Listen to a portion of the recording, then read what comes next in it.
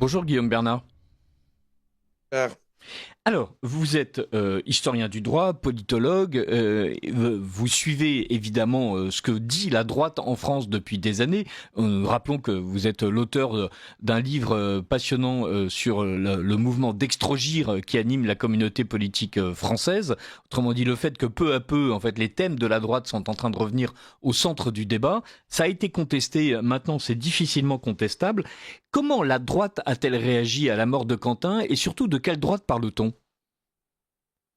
bah écoutez, je constate que dans le fond, ce sont peut-être moins les supposés amis de Quentin, ou du moins ceux qui étaient le plus proches de lui, qui se sont finalement le mieux comportés, tandis que ceux qui sont les plus proches, politiquement parlant, hein, finalement, eh bien, ont cherché à s'en éloigner. Je m'explique si je n'ai pas été suffisamment clair. Oui, parce que là, on a Disons l'impression que les nationalistes n'étaient pas derrière lui.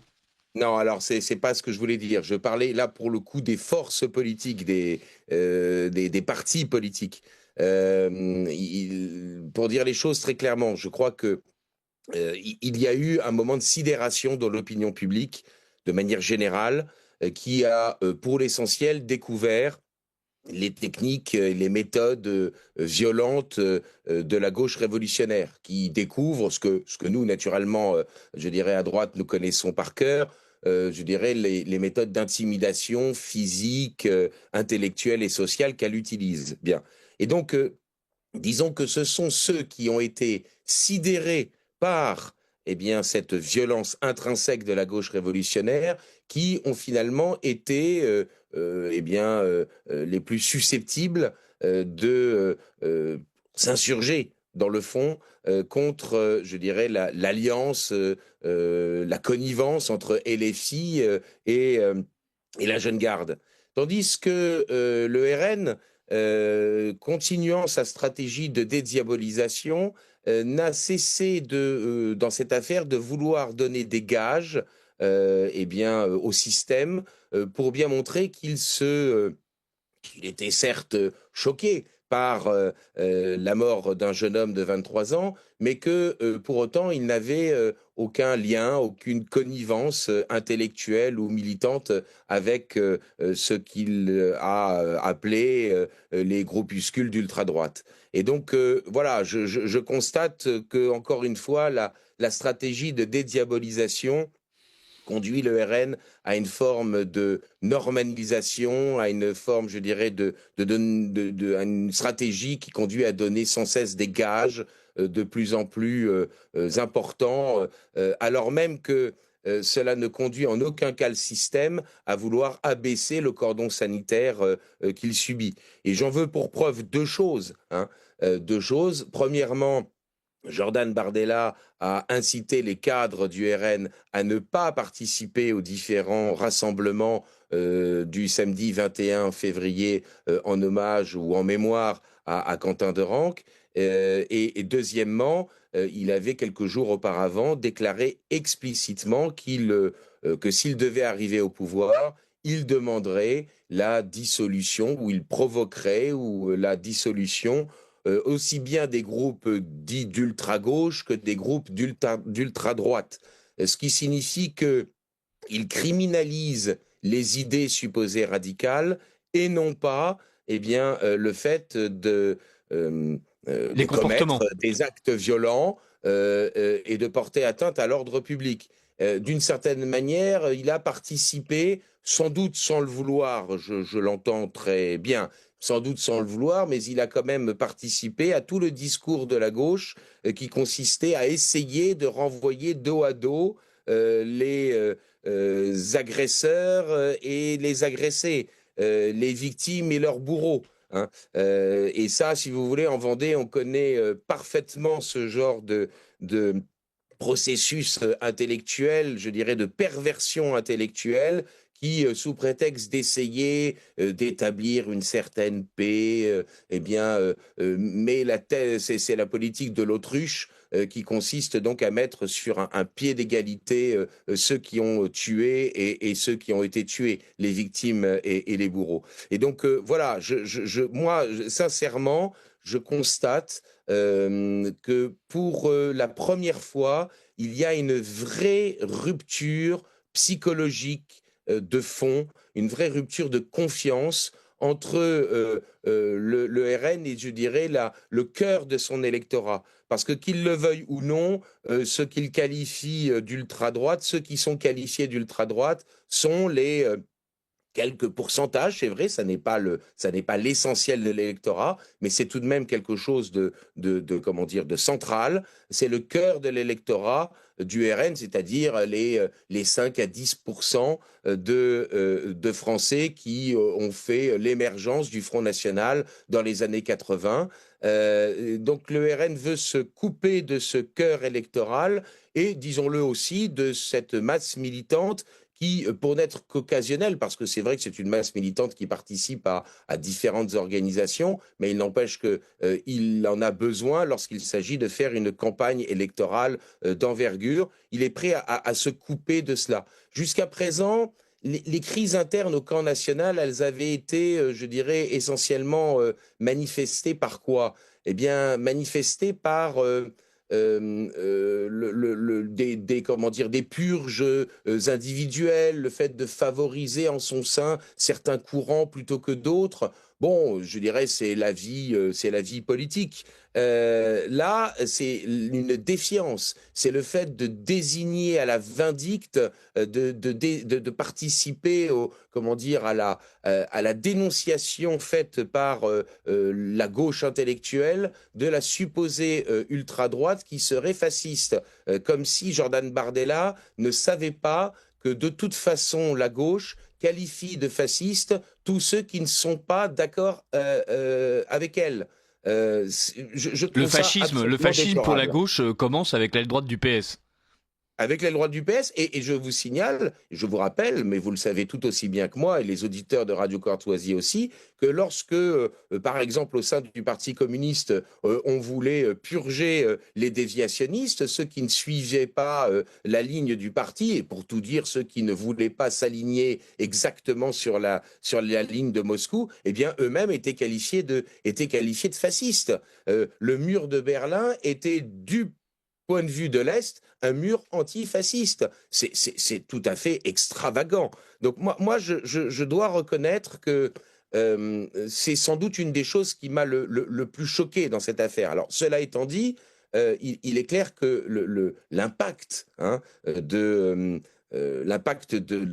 meurtre de Quentin de Renques, il ne se limite pas à cela. Il y a d'autres éléments, on pourra en parler si vous voulez, mais je sais que si vous ne m'interrompez pas, je peux tenir pendant plusieurs dizaines de minutes Non, non. voilà. Bien sûr, Guillaume Bernard, vous écouter pendant plusieurs dizaines de minutes serait un plaisir et à chaque fois vous nous l'offrez. Mais je vais me permettre effectivement de poser une question. On a parlé de la droite nationale, on a parlé de la droite patriotique. Parlons aussi de la droite de gouvernement, du cercle de raison, de ces êtres valeureux. Je parle des républicains qui soutiennent tous les budgets socialistes dont a besoin Macron pour soutenir son Premier ministre et faire en sorte de le maintenir dans un grand délit démocratique que d'ailleurs dénonce le Rassemblement national. Que penser des réactions de Retailleau et de son camp ? Ils sont pris dans le piège de la grande coalition depuis des années, même s'ils n'y ont pas participé depuis le début, hein, depuis 2017. Il n'empêche qu'évidemment, ils l'ont peu ou prou rallié en participant au gouvernement. Et dans la mesure où ils n'ont pas accepté la rupture d'Éric Ciotti, que voulez-vous qu'ils fassent? Ils sont bien obligés, d'une certaine manière, de suivre quand même l'opinion publique dans comment dire, dans sa condamnation de ce qu'un jeune soit lynché au sol par des nervis. Mais d'un autre côté, il ne faudrait effectivement pas que cet événement puisse bénéficier au camp national populiste. Et donc, l'objectif, me semble-t-il, de ces hommes politiques, c'est d'essayer d'obtenir, c'est aussi le cas du Parti socialiste, hein, d'essayer d'obtenir de cet événement, de tirer de cet événement l'occasion d'isoler la France insoumise. Alors, de l'isoler, certes, mais peut-être pas de manière aussi, étanche que le Rassemblement national jusqu'à présent, mais d'isoler la France insoumise, d'essayer de libérer le camp des modérés de l'emprise électorale que LFI exerçait sur la gauche modérée, et d'essayer de reconstituer la grande coalition des modérés, parce que c'est malheureux, mais on est obligé de faire de la politique politicienne derrière cet événement tragique. C'est que, on le sait bien, les enquêtes, les unes après les autres, le montrent. La victoire du Rassemblement national dans une présidentielle serait d'autant plus facile s'il était opposé au second tour à un candidat issu de la France insoumise, même s'il s'agissait de Jean-Luc Mélenchon, qui a un talent d'orateur et une certaine culture. Bon, c'est ce que les qualités qu'on lui reconnaît. Et donc évidemment, si jamais Bardella devait être opposé à Mélenchon, il semblerait qu'il soit en capacité de l'emporter. Et bien, il n'empêche que malgré tous les gages que le RN donne au système pour essayer de se normaliser, le cordon sanitaire à son égard est toujours en place, parce que même si le RN est devenu très édulcoré dans son programme politique, en particulier, bon, il n'empêche que symboliquement, ce serait une défaite extraordinaire pour le système en place. Et donc, par conséquent, c'est une aubaine, pardon de le dire de cette manière aussi cynique, ce n'est pas naturellement ma position personnelle et mes sentiments personnels, mais c'est une aubaine que cette mort de Quentin, parce que ça permet d'essayer d'isoler LFI, d'essayer d'établir un supposé parallélisme entre les deux camps dits radicaux, du coup, d'essayer de reconstituer la grande coalition des modérés pour que ce soit un candidat issu de ce camp-là qui affronte le RN au second tour. Et là, eu égard au continuum idéologique et aux connivences partisanes qui existent entre ces différentes forces politiques allant de l'extrême gauche jusqu'à la droite modérée, effectivement, réussir à l'emporter au second tour de la présidentielle. C'est-à-dire que c'est un deuxième impact extrêmement important, ou un troisième, ça dépend comment on comptabilise les choses, mais enfin, c'est un impact important de cette affaire. C'est que la grande coalition des modérés qui avait, pardon pour l'expression un peu familière, un coup dans l'aile, eu égard à la très grande impopularité d'Emmanuel Macron, cette grande coalition, elle a une occasion incroyable de renaître, d'essayer de se reconstituer pour essayer effectivement de se maintenir au pouvoir sans Macron, peut-être avec Macron d'une manière ou d'une autre à un autre poste, mais enfin en tout cas d'essayer de se reconstituer pour pour empêcher l'accession du camp national populiste aux affaires à partir de 2027.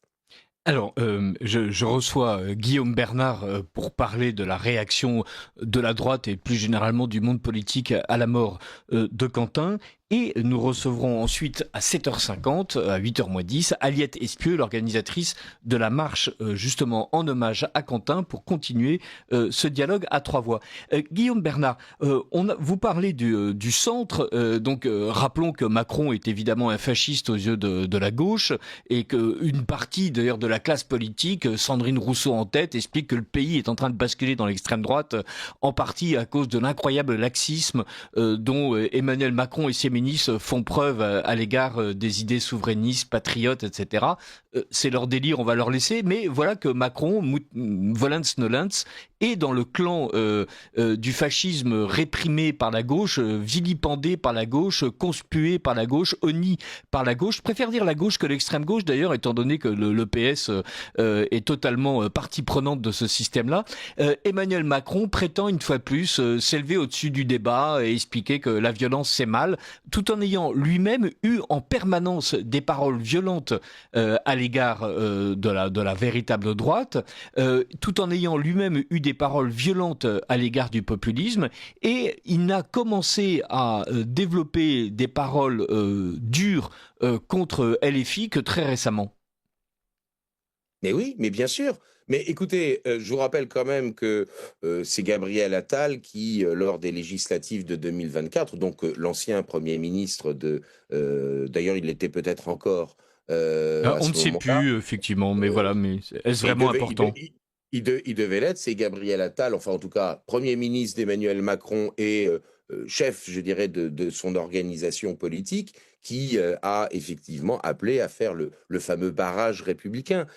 Vous savez, il y a un continuum idéologique entre les différentes familles politiques qui se positionnent sur le spectre politique à droite et à gauche. Là où il y a une véritable rupture, c'est avec ce qui est véritablement de droite. Et alors, vous savez bien naturellement ce que je pense, c'est que et ce que je regrette, c'est qu'effectivement ceux qui sont supposés incarner la droite authentique, philosophiquement parlant, eh bien, alors que ils ont l'occasion, alors qu'il y a un état du pays et comment dire une opinion publique qui est d'une certaine manière déboussolée et prête à les entendre, eh bien cette droite-là, eh bien fait preuve d'incohérence doctrinale et se croit en nécessité de faire des concessions idéologiques aux adversaires pour eh bien l'emporter. Alors que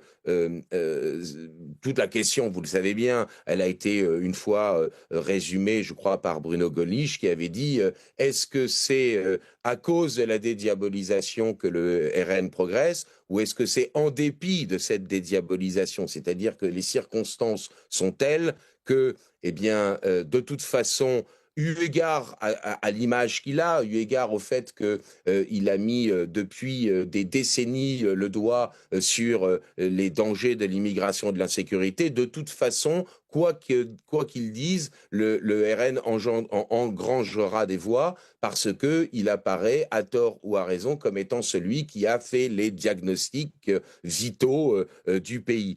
Donc, effectivement, il y a un continuum idéologique au sein du spectre politique et normalement, il y a une véritable rupture intellectuelle avec effectivement eh bien la droite, ce qui est véritablement la droite. Ce qui explique, on peut le regretter, mais ce qui explique très logiquement le fameux barrage républicain, même si le nom, encore une fois, est abusif.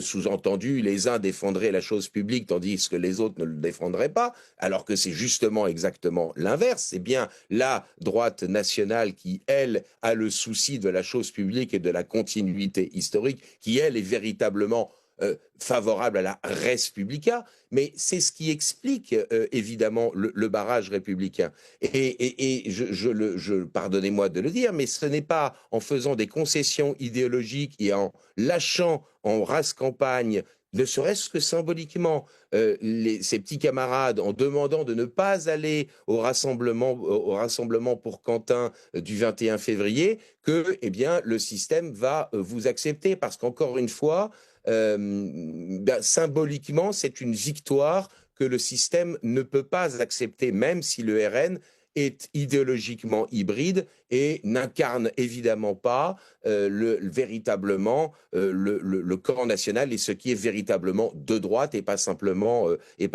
à droite. Donc, que Emmanuel Macron n'attaque que de manière très récente LFI, eh bien, oui, il ne le fait que de manière très récente parce que, eh bien, tout simplement, là, il y a une occasion d'essayer de reconstituer la grande coalition pour essayer d'être au second tour contre le RN. Voilà, je pense, c'est uniquement de la stratégie électorale et ce n'est pas un jugement moral. Si malheureusement certains s'imaginent que tout d'un coup, il y aurait une rupture morale et idéologique entre les différentes composantes du spectre politique, eh bien, je crois qu'ils se mettent le doigt dans l'œil. On est là dans de la politique politicienne. Alors, non seulement Sandrine Rousseau, mais enfin c'est normal, explique que LFI est impeccable. Non seulement Manuel Bompard explique que Raphaël Arnaud est absolument parfait et à la suite de Sandrine Rousseau, et que LFI n'a aucun reproche à se faire, ni politique ni moral. Mais en plus, Jérôme Guedj, qui s'était fait sortir d'une manifestation parce que juif, explique que pour lui il n'y a aucun doute. Si jamais il se retrouve à devoir choisir entre LFI et le RN, il votera LFI. Donc, ceux qui nous prédisent la chute de LFI ont l'air de faire fi, en fait, de la grande force que la gauche a réussi à établir en France, c'est-à-dire de prétendre être celle qui défend le mieux les valeurs éthérées de la République. Oui, et vous savez, si vous avez regardé, je sais que vous l'avez vraisemblablement fait, mais peut-être pas les auditeurs de Radio Courtoisie ou les spectateurs de Ligne Droite, les réseaux sociaux, les médias, eh bien, on a tous pu voir que dans le fond, il y a une assez grande partie de l'opinion publique. Certes, elle est minoritaire, parce qu'il y a quand même eu ce mouvement d'émotion et de sidération à la suite de la mort de Quentin de Ranc. Mais il y a quand même une partie de l'opinion publique française qui, eh bien, n'a pas du tout été émue par cet événement. Et prédire ou anticiper un effondrement de la France insoumise, ça me paraît très imprudent. Bon, il est vraisemblable qu'il y ait quand même, je dirais, pour une partie de l'électorat, notamment ceux qui sont encore au centre droit, ceux qui souhaitent, par exemple, la candidature de Bruno Retailleau. Il est vraisemblable que ces électeurs-là, s'ils avaient le choix entre LFI et le RN ou l'alliance RN-UDR, non, ne basculeraient peut-être pas aussi facilement qu'ils ont pu le faire par le passé du côté de LFI, mais en revanche, il est clair que si la sensibilité est plutôt de gauche, si l'électorat eh bien, a une démarche très partisane, il est clair que le réflexe d'unité de la gauche fonctionnera. Donc, euh, vous voyez, je pense que les hommes politiques sont peut-être plus intelligents qu'on ne le pense, ou du moins, ils ne sont peut-être pas cultivés, hein, intellectuellement, historiquement, philosophiquement parlant, mais ils savent quand même très bien défendre leurs intérêts. Et donc, on se retrouve avec cette situation où on a d'un côté des gens comme François Hollande qui préconisent le cordon sanitaire vis-à-vis de LFI pour essayer de reconstituer la grande coalition, et de l'autre côté, d'autres qui jouent la carte eh bien, du continuum. C'est-à-dire que, d'une certaine manière, ils seront toujours du continuum idéologique. Donc, d'une certaine manière, ils seront toujours gagnants. Bon,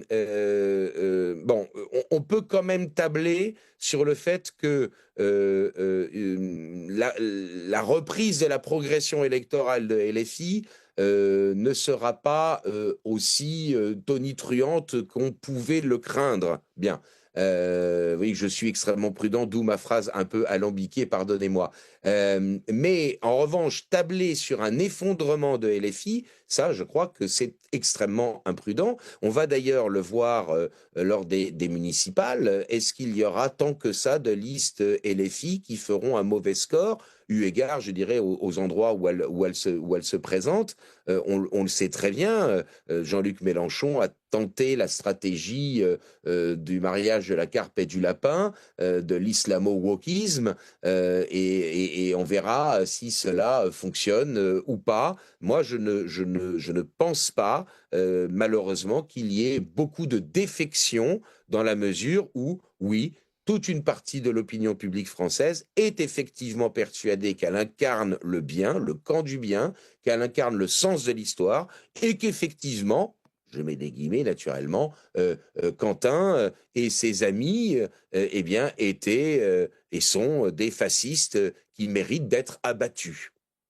Voilà. Merci beaucoup Guillaume Bernard pour la première partie de ce grand entretien sur les conséquences politiques de la mort de Quentin, et nous allons tout de suite recevoir Aliette Espieux qui était l'organisatrice de cette marche en hommage à Quentin.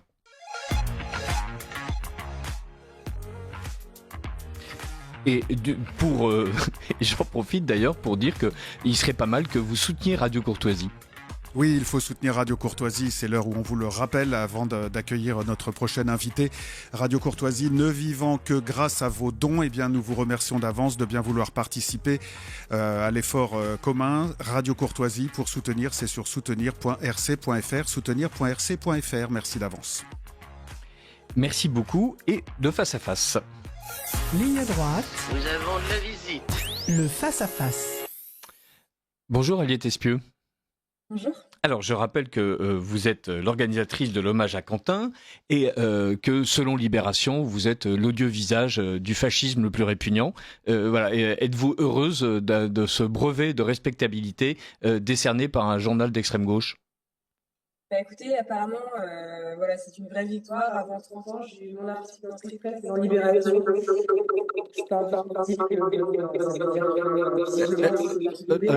Oula. Il y a un écho absolument admirable, ce qui fait qu'on a l'impression que vous ululiez. Donc on va peut-être demander à Franck et je vais vous poser une seconde question. La marche en hommage à Quentin s'est très bien déroulée. Il n'y a eu aucun heurt. Des milliers de personnes étaient présentes, évidemment tous ceux qui partagent les idées de Quentin, tous ceux qui partagent la foi de Quentin, tous ceux aussi de Lyon et d'ailleurs qui tout simplement se sont dit que mourir sous les bottes des nervis de la jeune garde est un sort absolument odieux et que, indépendamment des opinions des uns et des autres, il fallait manifester contre cette violence. Exactement.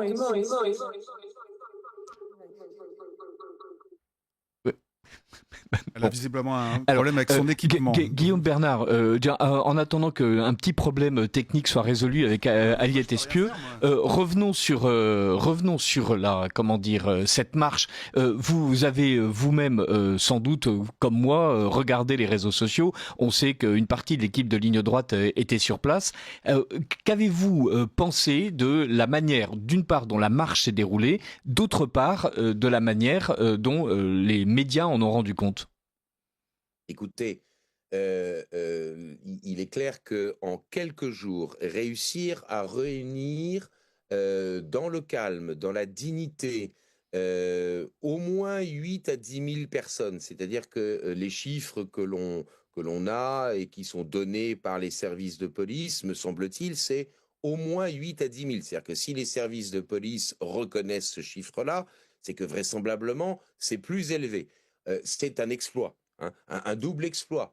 Je vous signale en particulier que il est clair que ce sont des gens qui ont tous défilé à visage découvert, parce que ce que l'opinion publique constate depuis quelques jours, c'est que la gauche révolutionnaire, qui donne des leçons de morale, elle se cache derrière des masques, derrière des foulards, derrière des bandeaux pour se dissimuler aux yeux de ceux qu'elle va agresser ou qu'elle affronte, et elle se cache derrière des pseudonymes, parce que, bon, ça n'est peut-être pas encore beaucoup dit, mais je ne suis pas sûr, par exemple, que toutes les personnes que l'on cite régulièrement dans cette affaire par leur nom patronymique, ce ne soit pas en fait des pseudonymes. C'est une bonne vieille méthode trotskiste que l'on retrouve là. Et puis, elle se dissimule, cette extrême gauche, derrière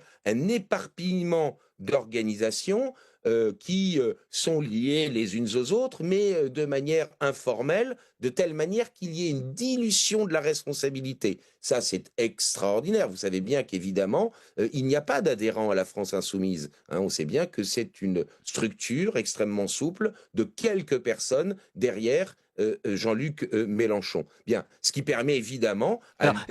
C'est important de dire ça et de revenir un tout petit peu. Quand vous dites qu'il n'y a pas d'adhérents à la France insoumise, c'est dire qu'il y a une structure institutionnelle et juridique qui s'appelle la France insoumise, où il y a effectivement même pas 10 adhérents, mais à côté de ça, il y a un parti politique, la France insoumise, qui lui est riche de plusieurs dizaines de députés et évidemment de centaines de milliers d'électeurs.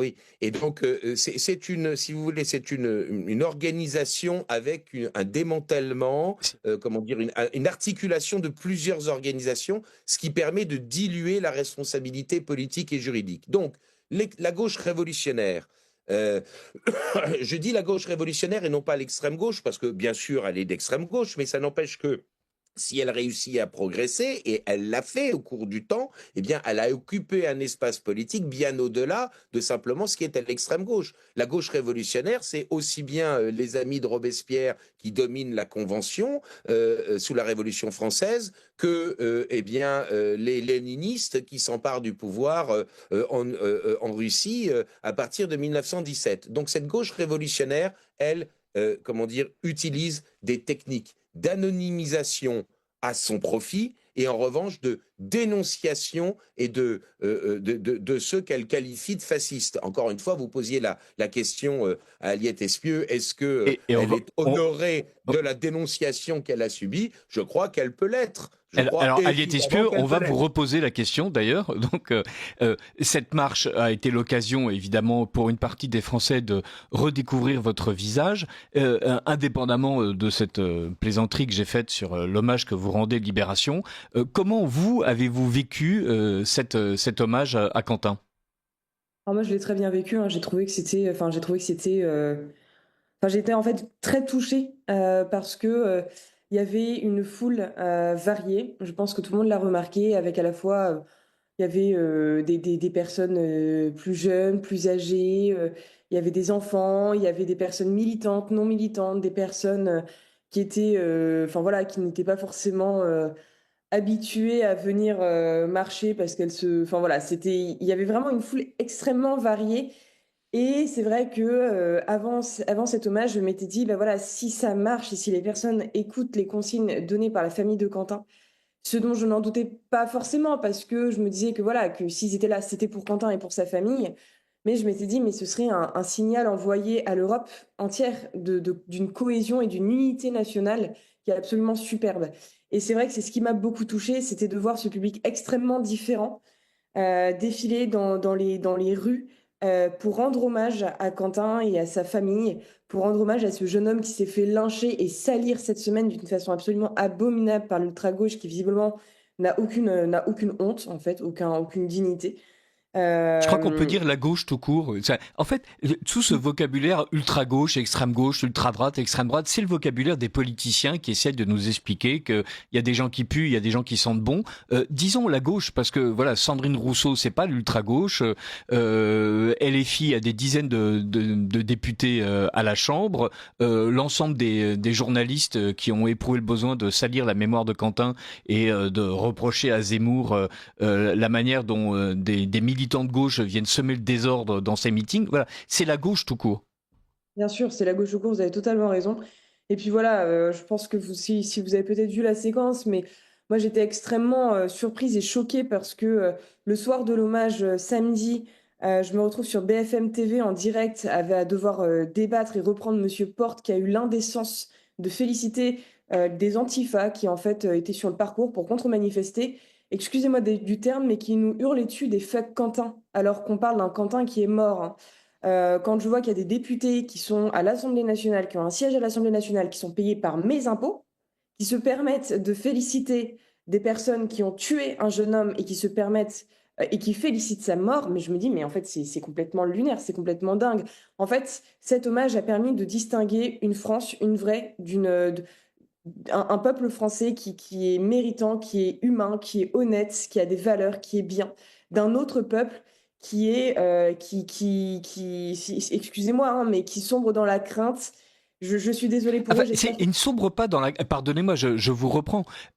C'est gentil de dire qu'ils sombrent dans la crainte. En fait, ils baignent dans la haine et ils en sont arrivés à un point où ils se félicitent que quelqu'un soit mort sous leur coup et où ils expliquent qu'il est absolument odieux qu'on veuille rendre hommage à un militant nationaliste catholique qui s'est fait effectivement défoncer le crâne par les bottes des gauchistes. C'est stupéfiant. Et ils le disent au nom de la crainte qu'ils ont de l'extrême droite, et l'extrême droite, selon eux, en fait, la France nationale, la France patriote, la France est émue de voir qu'un de ses enfants est mort sur un trottoir mal défendu, et en train de défiler sans que personne ne soit attaqué. C'est-à-dire, on nous a expliqué, et le maire de Lyon, Grégory Doucet, qui a marché main dans la main avec la Jeune Garde depuis des années pour ficher la droite nationale, faire en sorte que la droite nationale soit persécutée, attaquée par la Jeune Garde, nous explique que c'est horrible et Lyon va être un bain de sang. Et résultat, ces gens-là débarquent, évidemment, sans que rien ne se passe. Et au lieu de se féliciter du fait qu'il n'y ait aucun heurt, pas du tout. La gauche explique qu'il est bien normal qu'on insulte ceux qui défilent, et donc qu'on insulte en fait la mémoire d'un mort et celle de sa famille. Bien sûr, je vais même aller plus loin, c'est que si vous voulez, il y a eu certaines personnes qui se sont réjouies du fait qu'il y ait une interpellation en disant que c'est forcément quelqu'un d'ultra-droite, un méchant, etc. La personne qui a été interpellée est une personne âgée. D'accord? Donc, c'était pas du tout le profil tant désiré, tant attendu de la part des médias qui ont vu cette personne se faire interpeller. Elle s'est fait interpeller puisque je ne sais pas pourquoi ce monsieur avait un marteau sur lui. C'était une personne qui n'était pas en mesure, si vous voulez, de commettre des dégradations, des délits. C'est absolument pas le cas.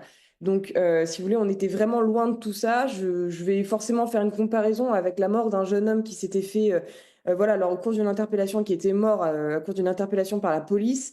Je me rappelle de la ville de Lyon, baignée dans le feu et dans le sang, avec des voitures brûlées à tout va. La mort de Naël, je pense qu'elle a traumatisé l'intégralité des Lyonnais et des Français de façon générale, puisqu'il y a eu des voitures brûlées, des commerces pillés, fracassés dans l'intégralité de la ville de Lyon. Là, cette semaine, ça me faisait doucement rire parce que j'entendais des commerces qui disaient, voilà, je vais barricader les commerces, etc. Je me suis dit, mais en fait, ce ne sera pas la même population qui défilera dans les rues de Lyon. Ils ne défileront pas, ils rendront un hommage. Et nous, quand on rend un hommage à nos morts, c'est un hommage du type du 11 novembre. On vient paisiblement se recueillir à l'endroit où la personne est morte ou à l'endroit où il y a, on va dire, un mémorial pour se recueillir. Il y avait des personnes qui venaient s'agenouiller devant l'endroit où Quentin s'est pris des coups. Il y avait des personnes qui priaient, il y avait des personnes qui chantaient, il y avait des personnes qui applaudissaient. Il n'y a rien eu de ce que les médias de gauche annonçaient. Et en fait, pour moi, si vous voulez, c'est plus qu'une parole, excusez-moi du terme, c'est une claque magistrale qu'ils se sont pris dans la figure parce que tout ce qu'ils annonçaient, tout ce qu'ils prédisaient, eh bien, s'est effondré en miettes.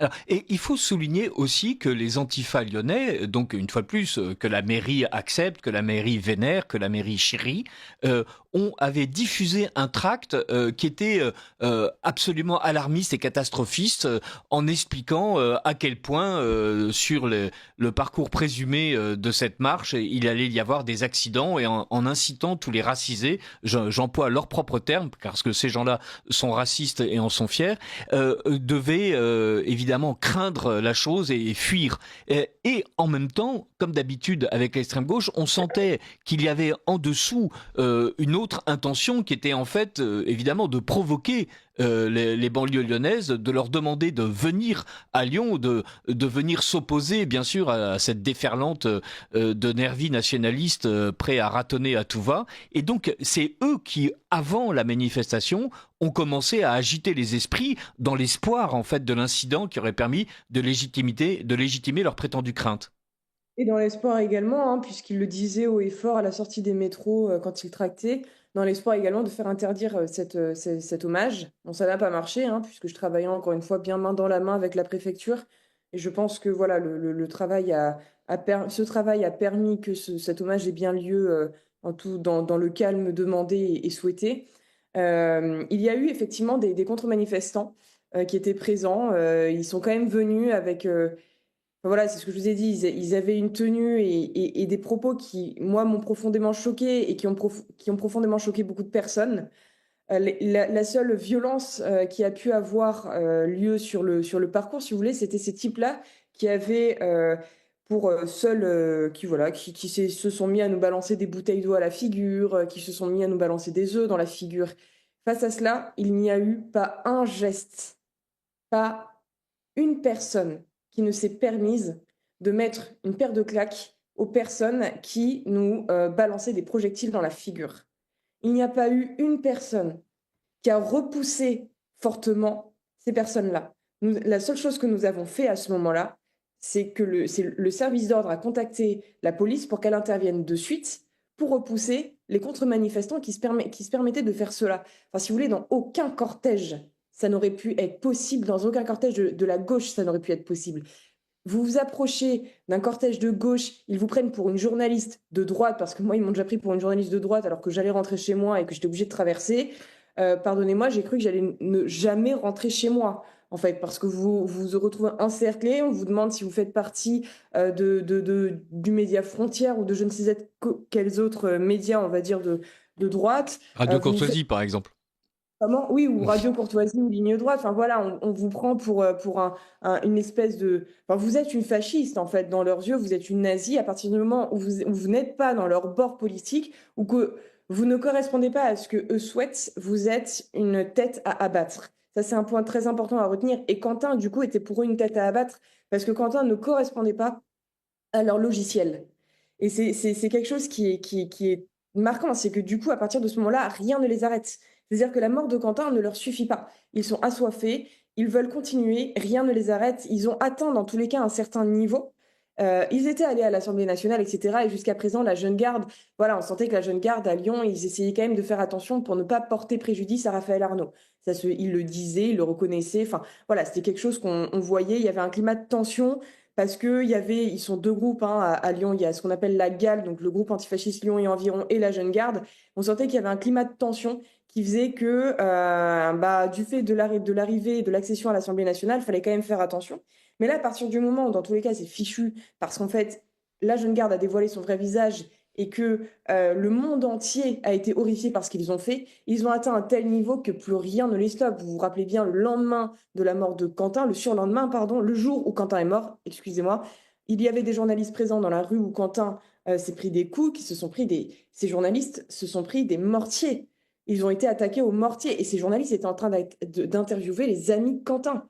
Enfin, TF1 s'est fait, même TF1, hein, c'était pas parce que c'était Vincent Lapierre qui était menacé. TF1 était présent, ils se sont tous pris des tirs de mortier. Et Quelques jours d'ailleurs, plus tard, TF1 en a rendu compte d'une manière totalement mensongère. C'était absolument fascinant. oui, non, mais voilà, mais oui, mais parce que, enfin, si vous voulez, ils aiment bien enfin, voilà, ils aiment bien être victimes, ils aiment bien, voilà, bon, je reviendrai pas là-dessus parce que, bon, vous les connaissez, vous connaissez leur manière. Aliette Espieux, pardonnez-moi de vous interrompre. Vous avez dit que vous travailliez main dans la main avec la préfecture. Alors, donc évidemment, Grégory Doucet avait commencé à gémir qu'il fallait que sa ville soit épargnée. Laurent Nunez, dont on connaît l'amour qu'il a pour les militants patriotes, on attendait sa décision. Comment, justement, la préfecture vous a-t-elle demandé de collaborer avec elle? Comment la préfecture a-t-elle admis que cette marche serait sans souci? Écoutez, il y a eu deux choses, c'est-à-dire que j'ai été invitée à une réunion avec à la préfecture pour préparer et pour surtout échanger au sujet de cet hommage, puisque voilà, il n'avait pas été encore décidé. À ce moment-là, ils m'ont transmis leurs conditions. Je crois qu'il y a un point qui les a quand même rassurés, c'est que ils ont l'habitude quand même des manifestations que j'organise, parce qu'en parallèle de cela, je co-organise, pardon, une manifestation par an à Lyon, à savoir la marche Non, pour non. la ville lyonnaise. Ils connaissent voilà, notre manière de faire, ils savent qu'il n'y a jamais eu de débordement et pourtant, je sais que nous sommes pratiquement attaqués tous les ans par toujours le même groupe, hein. Mais avec ça, il n'y a jamais eu d'affrontement, jamais eu de débordement, jamais eu enfin, voilà, de problèmes à déplorer à la suite de ces organisations. Et donc, ils savent, si vous voulez, que ce n'est pas dans mes manières ni dans mes, enfin voilà, dans mes habitudes de provoquer ce genre de choses. Donc, ils savaient que la volonté que j'aurais, ce serait de respecter les consignes des parents de Quentin. Ils savent que voilà, que je ne suis pas une personne qui n'en a rien à faire des règles. J'ai un minimum enfin, j'organise des manifestations peut-être, mais voilà, je respecte quand même un minimum. Je pense avoir une éducation et ils le savent. Et je pense que c'est ce qui fait que on a pu avoir ce travail ensemble. J'ai pris en compte l'intégralité des demandes de la préfecture. La préfecture m'avait enfin voilà, donné pas mal de lignes à respecter, notamment par exemple au niveau des discours, des prises de parole, etc. Ça a été respecté. J'ai suivi l'intégralité de leurs consignes et ce qui fait qu'aujourd'hui, cet hommage a pu avoir lieu et je crois que leur confiance n'a pas été trahie. Merci Aliette Espieux. Guillaume Bernard, donc on vient d'entendre le témoignage de celle qui a organisé cette manifestation. Qu'est-ce qui vous a frappé dans ce qu'elle a dit ? Eh bien qu'à l'évidence, si la droite est dénoncée comme étant fasciste, ça n'est qu'un instrument stratégique. C'est-à-dire que ce n'est pas parce qu'elle serait fasciste que la droite est attaquée, c'est à l'inverse, parce que on veut l'attaquer, on veut la disqualifier, qu'on la qualifie de fasciste. À l'évidence, évidemment, il n'y a pas les mêmes méthodes entre des gens qui sont intrinsèquement de droite et des gens qui sont intrinsèquement de gauche. euh, Lorsqu'ils veulent exprimer dans la rue leurs idées. Un homme de droite ou une femme de droite, eh bien, elle cherche à être présente dans l'espace public pour témoigner de ce qu'elle est, de ce qu'elle pense, et c'est d'une certaine manière par l'exemple qu'elle veut eh bien, entraîner derrière elle les autres personnes. L'homme de gauche, l'idéologue de gauche est intrinsèquement violent parce que ce qu'il veut, c'est la révolution. Il veut la violence, dans le fond, c'est un moyen, mais c'est aussi une fin en soi. Parce que l'objectif d'un homme de gauche, c'est de mettre en place un chaos civilisationnel duquel serait supposée naître la société idéale qu'il espère. Alors ce chaos civilisationnel, on va l'obtenir par la mondialisation, par la déstructuration de l'identité du corps social, par la lutte, je dirais, des différentes composantes, y compris, pourquoi pas, eh bien, le fait d'essayer de semer la zizanie et d'éliminer physiquement ses adversaires. Pardonnez-moi de revenir à ce que d'aucuns pourraient considérer être mes obsessions, mais tout de même, la loi des suspects, septembre 1793, ça devrait quand même permettre à un certain nombre d'hommes politiques, dont par exemple M. Bardella, de comprendre que eh bien, ceux qui sont dénoncés comme fascistes eh bien, ne le sont pas forcément et que c'est un instrument pour essayer de décrédibiliser. C'est exactement les mêmes méthodes. Et quant aux méthodes de violence, c'est celles que l'on retrouve eh bien, avec les colonnes infernales en Vendée, mais je voudrais aussi rappeler quand même aux auditeurs et aux téléspectateurs que eh bien, la ville de Lyon a été également martyr et que Collot d'Herbois et le fameux Joseph Fouché, c'est-à-dire le futur ministre de l'Intérieur de Bonaparte, eh bien, ont martyrisé la ville de Lyon avec à peu près les mêmes méthodes que celles que Carrier a pu utiliser à Nantes ou que Turreau a utilisé en Vendée militaire. Donc en fait, voilà, ce que Aliette Espieux vient de témoigner, c'est qu'il y a anthropologiquement parlant, au-delà même, je dirais, des idéologies, une véritable rupture, une véritable opposition entre la gauche et la droite et que c'est vraiment un clivage fondamental. C'est un clivage fondamental. Merci beaucoup Guillaume Bernard d'avoir fait le point sur ce que les différentes droites peuvent penser de cette mort de Quentin et d'avoir rappelé quel est un enjeu politique et de politique politicienne qui va être mobilisé par tous les camps. Y compris le camp macronien qui prétend être au-dessus de la mêlée et évidemment la gauche qui n'a que des plumes à perdre dans cette histoire. Merci beaucoup Aliette Espieux de ce que vous avez fait pour Quentin et d'avoir témoigné de la manière dont évidemment la vraie droite n'a à se reprocher aucun des méfaits dont la gauche l'accable en permanence. Merci et à très bientôt sur Ligne Droite.